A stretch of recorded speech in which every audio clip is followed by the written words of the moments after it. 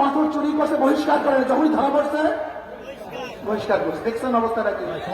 গাজীপুরে নির্মমভাবে কুপিয়ে ধরাই করে হত্যা করা হয়েছে, এর প্রতিবাদে আমরা রাজপথে ছিলাম। আজকে আমরা কি দেখেছি? সত্য কথা বলার কারণে সাজিদের বিরুদ্ধে আবার নতুন ভাবে কেস হয়েছে, মামলা হয়েছে। আমি আশ্চর্য হয়ে যাই।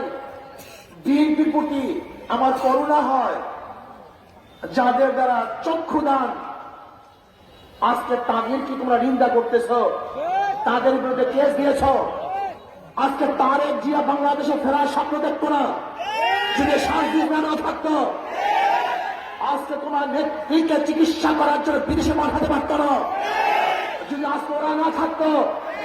আজকে খোলা আকাশের নিচে মাঠের মধ্যে রাজনীতি করতে পারত না, তোরা জীবনের মায়া ত্যাগ না করে ওরা আন্দোলন না করত।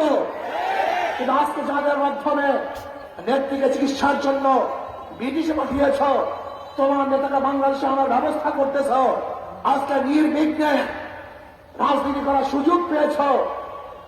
আজকে সত্য কথা বলার কারণে সেই সাজিদের বিরুদ্ধে কেস দিয়েছ। বাংলাদেশের মানুষ তোমাদের এই ঔদ্ধত্যপূর্ণ অবস্থাকেই মেনে নিবে না, মানতে পারে না। আজকে সাদা পাথর লুটপাট হয়ে যাচ্ছে।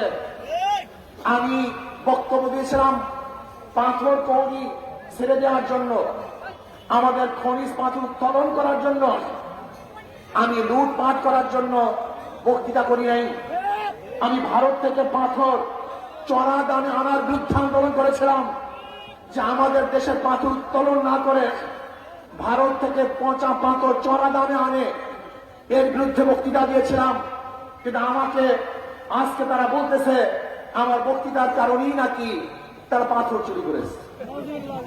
বিয়াকুবের অবস্থা কোথায়? আমি মনে করি পরিবেশ উপদেষ্টা ব্যর্থ হয়েছে। তিনি ব্যর্থ হয়েছেন। তিনি পাথর কৌড়িকে ছেড়ে না দিয়ে বরং লুট করার ব্যবস্থা করেছেন। লুট করার কারণে কি হয়েছে? বহিষ্কার করা হয়েছে। আপনাদের ধারণা কি এতগুলি পাথর কি একদিনই সরানো হয়েছে না দীর্ঘদিন পর্যন্ত সরানো হয়েছিল? এই মাসকে মাস যারা পাথর চুরি করছে বহিষ্কার করা হয় নাই। আমি আগেই বলছি, চাঁদা তুললে পুরস্কার, ধরা পড়লে বহিষ্কার, ভাইরা হলে গ্রেফতার। কথাটা বোঝাতে পারি নাই?